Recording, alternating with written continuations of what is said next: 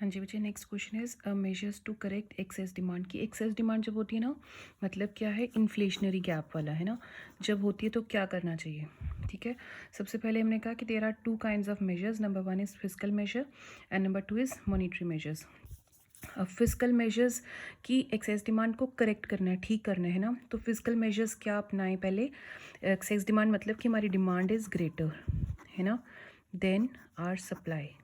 तो क्या करना चाहिए? सबसे पहले कहते fall in government spending decrease और फॉल इन गवर्नमेंट एक्सपेंडिंग। कहते जब भी एक्सेस डिमांड हो ना, गवर्नमेंट पहले कहाँ हमारे, पहले हम लोग आंसर कैसे स्टार्ट करेंगे कि गवर्नमेंट हमारी कहाँ कहाँ स्पेंड करती है, डिफेंस पे, इंफ्रास्ट्रक्चर पे, एंड कई अनप्रोडक्टिव वर्क्स पे भी। ठीक है, सो अगर आपके पास एक्सेस डिमांड है, government should reduce it's expenditure. ठीक है, पब्लिक एक्सपेंडिचर सरकार को कम करना चाहिए। जैसे सरकार ने खर्चा कम कर दिया अपने इन सब चीज़ों के ऊपर, डिमांड ऑटोमेटिकली कंट्रोल आ जाएगी। देन सेकंड आया इंक्रीज इन टैक्सेस। अब कहते हैं जब एक्सेस डिमांड है, सरकार क्या कर सकती है? सरकार अपने टैक्सेस इंक्रीज कर देती है। जैसे टैक्सेस इंक्रीज करेंगी, गुड्स क्या हो जाएंगी? कॉस्टली। जब गुड्स कॉस्टली होंगी, people will not buy them and therefore aggregate expenditure, लोगों का पब्लिक एक्सपेंडिचर जो लोग कर रहे हैं, that will fall and that will automatically control excess demand. ठीक है, चीज़ें महंगी कर दो मतलब टैक्सेस लगा के। उसके बाद आया, हमने कहा था ये फिजिकल के ये दो हो गए, and thereafter is monetary measures. Monetary measures में फर्स्ट आया बच्चे इंक्रीज इन बैंक रेट। अब इसके अंदर भी मॉनिटरी में ना एक क्वांटिटेटिव है, एक क्वालिटेटिव है। ठीक है, हम पहले क्वांटिटेटिव डिस्कस करने लगे हैं। सबसे पहले क्या है? Increase in bank rate. अब कहते हैं जब भी एक्सेस डिमांड है, सरकार को क्या करना चाहिए? आरबीआई को क्या करना चाहिए? These are taken by RBI. ठीक है, आरबीआई को क्या करना चाहिए? आरबीआई को बैंक रेट अपना इंक्रीज कर देना चाहिए। पहले बैंक रेट की आपने हर बारी जब भी ये पॉइंट्स लिखते हो, do right the meaning of word जिसका आपने लिखा है इंक्रीज इन बैंक रेट की डेफिनेशन क्या है। ठीक है, तो अब बैंक रेट क्या है? कहते बैंक रेट वो रेट है जिस पे आरबीआई पैसा लेंड करता है, किसको? कमर्शियल बैंक को उधार पे देता है। किसके लिए? For meeting it's long term needs. ठीक हो गया, आरबीआई किसे देता है? कमर्शियल बैंक्स को लेंड करता है कि तुम पैसे ले लो। अब कहते हैं जब भी एक्सेस डिमांड है, आरबीआई क्या करता है? इसको इंक्रीज कर देता है। इंक्रीज करने का मतलब क्या है? जब ये इसको देने वाला रेट इंक्रीज कर रहा है, आरबीआई इसको देने वाला रेट इंक्रीज करना है, कमर्शियल बैंक के लिए बोरो करना, इससे लेना महंगा पड़ गया। जब उसके पास महंगा पड़ा तो वो कस्टमर को भी आगे महंगा बेचेगा, लेंड भी महंगा करेगा। अगर उसको बोरो महंगा पड़ा है, कॉस्टली पड़ा है, वो आगे कस्टमर को भी महंगा बेचेगा, और उस चक्कर में कस्टमर लोन लेंगे ही नहीं। और जब लोन ही नहीं लेंगे तो मनी सप्लाई क्या हो जाएगी? फॉल। ठीक है, and thereafter excess demand will be controlled. And बचे क्या these points are like that? आपको जो नहीं एक बारी में पता चलता, just rewind this video and look at the point again, rather than कि हाँ चलो हो गया। Do not do like that. ठीक है, these are important points. Now next is increase in repo rate. अब रेपो रेट क्या है? कहते हैं रेपो रेट होता है वो रेट जिस पे आरबीआई लेंड क्या करती है? कमर्शियल बैंक को। जैसे यहाँ पे बैंक रेट में भी यही है, यहाँ पे भी यही है, लेंड करती है। बट जब बैंक रेट था, this is for long term needs के लिए, लेकिन यहाँ पे क्या है? For short term needs. Treatment बिल्कुल सेम है जो हमने पीछे किया, वही वाला सेम ट्रीटमेंट है। देखो अब आरबीआई यहाँ पे क्या करेगा? इंक्रीज कर देगा रेपो रेट भी। जब रेपो रेट इंक्रीज किया, जो कमर्शियल बैंक है उनको बोरो करना महंगा पड़ गया, कॉस्ट ऑफ बोरोइंग इंक्रीज होगी उनकी। जब उनको महंगा पड़ा तो वो कस्टमर को भी महंगा बेचेंगे, इंटरेस्ट ज़्यादा लगाएंगे। ठीक है, उस चक्कर में customer will not demand much of the loan, और जब नहीं डिमांड करे, मनी सप्लाई फॉल हो गई and automatically excess demand control हो गई। क्लियर? उसके बाद next is increase in legal reserve ratio. Legal reserve ratio के हमने पहले भी किए थे, two components are there, CRR and SLR. CRR की full form is cash reserve ratio and SLR is statutory liquidity ratio. CRR क्या है? कि मिनिमम परसेंटेज जो नेट डिपॉजिट्स हैं, है ना, कमर्शियल बैंक के जितने भी लोग जमा कराते हैं पैसे, है ना, टाइम डिपॉजिट्स और डिमांड डिपॉजिट्स, इनका कुछ मिनिमम परसेंट्स सीआरआर में क्या है? कमर्शियल बैंक को आरबीआई के पास रखना पड़ता है, ये ध्यान रखना। कुछ minimum percentage of net deposits to be kept with RBI. किसने रखना होता है? कमर्शियल बैंक्स ने। Commercial banks have to keep with RBI, उसको हम बोलते हैं CRR, कैश रिजर्व रेशियो, कि इतना रेशियो आपको किसके पास रखना है, RBI के पास। स्टैट्यूटरी लिक्विडिटी रेशियो इज़ कि कुछ मिनिमम परसेंटेज जितने वही डिपॉजिट्स जो इनको अपने पास, कमर्शियल बैंक को अपने पास रखने हैं, तो दैट इज स्टैट्यूटरी। स्टैट्यूटरीज की compulsory legally liquidity is cash, है ना, कि कुछ परसेंटेज ऑफ डिपॉजिट्स आपको अपने पास रखने हैं, तो दैट इज कमर्शियल बैंक जब अपने पास रखता है कुछ percentage, that is statutory liquidity ratio. जब RBI के पास रखता है it is cash reserve ratio. अब कहते हैं इन दोनों के साथ भी वही ट्रीटमेंट है, इनको भी इंक्रीज़ कर दो। जब देखो इन्होंने CRR या एक्सेस डिमांड में सरकार क्या, RBI क्या करता है, इन दोनों को इंक्रीज़ कर देता है।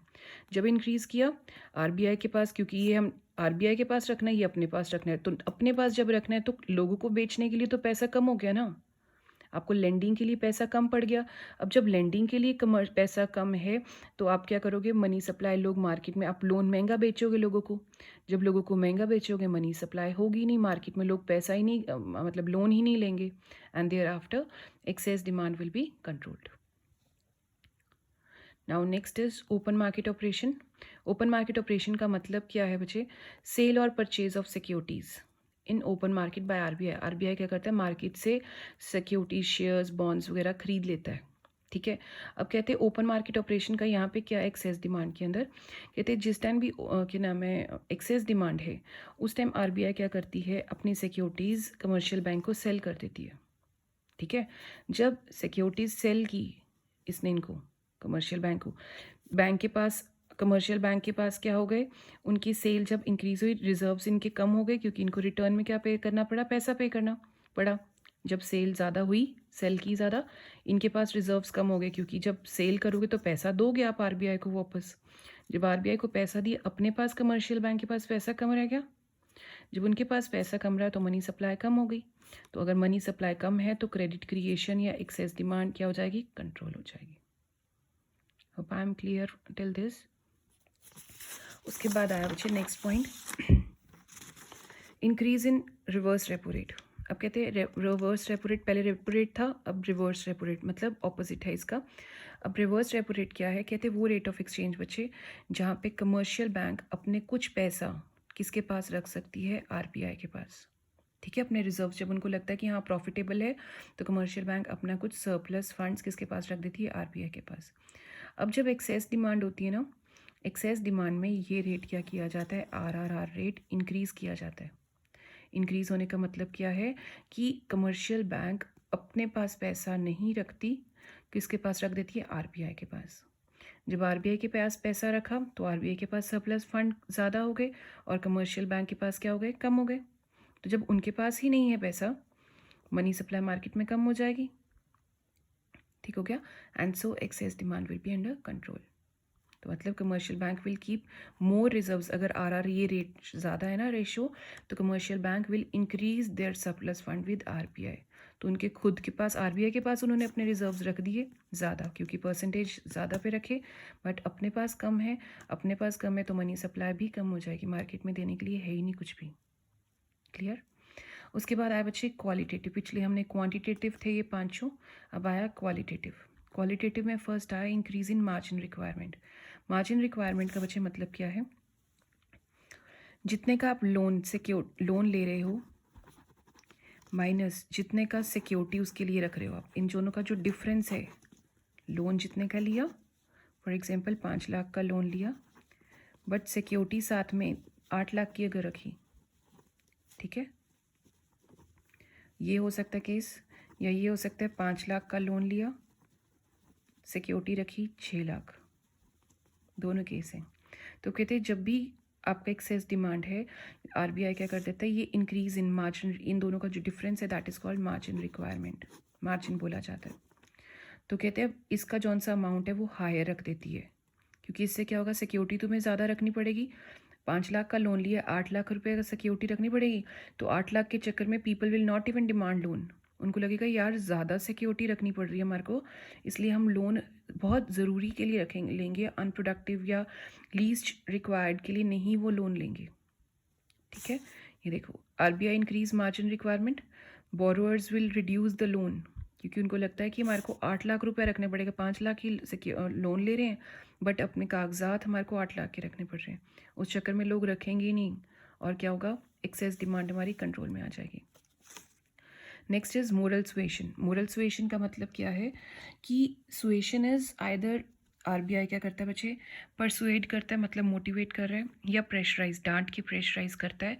क्या किस कौन करता है, आरबीआई किसको करता है, कमर्शियल बैंक को, कि भाई तुम पॉलिसी के हिसाब से चलो।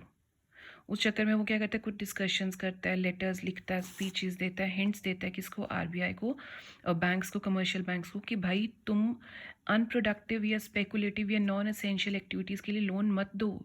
अगर लोन दे जाओगे ना तो उस चक्कर में क्या होगा, लोग फालतू में खर्चा करेंगे, जिसके कारण क्या होगा, डिमांड बढ़ जाएगी। तो इसलिए लोन आप फालतू स्पेकुलेटिव या नॉन एसेंशियल एक्टिविटीज़ के लिए लोन मत निकालो। डन। सो इट में क्या होगा, एडवाइस क्या करेगा आरबीआई, कि डिस्करेज करेगा लेंडिंग, कि आप लेंडिंग नहीं करो, लोन फालतू में मत दो।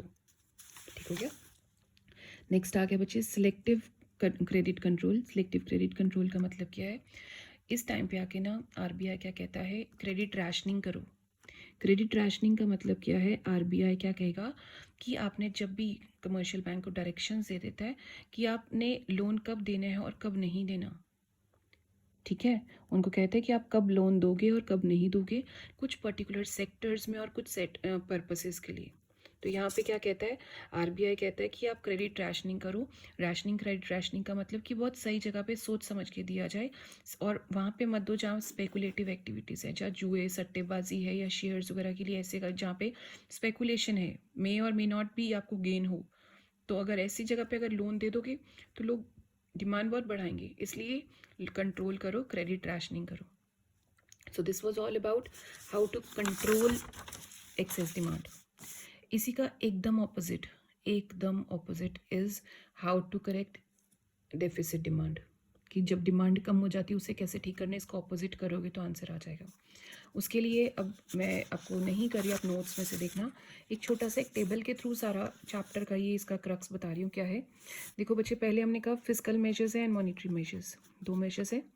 अब जब एक्सेस डिमांड को टू करेक्ट एक्सेस डिमांड को ठीक करना है तब क्या करना है, और टू करेक्ट डेफिसिट डिमांड उसको ठीक करना है तो क्या करना है।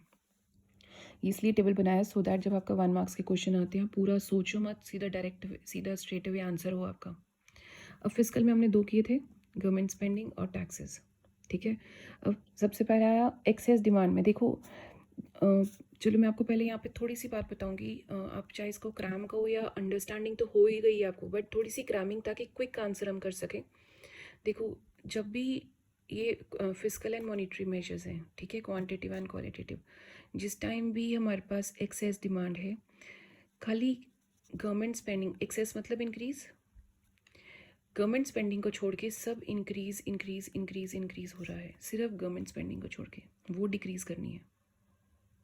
ठीक है, और जिस टाइम डेफिसिट डिमांड को ठीक करना है, ये ऑपोजिट है, सब कुछ डिक्रीज हो रहा है, decrease decrease decrease except government spending, वो इंक्रीज करनी है। क्लियर यहाँ पे। उसके बाद ये इंक्रीज हो गया, टैक्सेस हमने कहा इंक्रीज, एक्सेस में इंक्रीज कर दो, डेफिसिट में डिक्रीज कर दो। क्वांटिटेटिव इंस्ट्रूमेंट में फर्स्ट आया बैंक रेट, उसको भी इंक्रीज कर दो एक्सेस डिमांड में, डेफिसिट में उसको फॉल कर दो। Repo and reverse repo rate को एक्सेस डिमांड में इंक्रीज कर दो, इसके अंदर फॉल कर दो।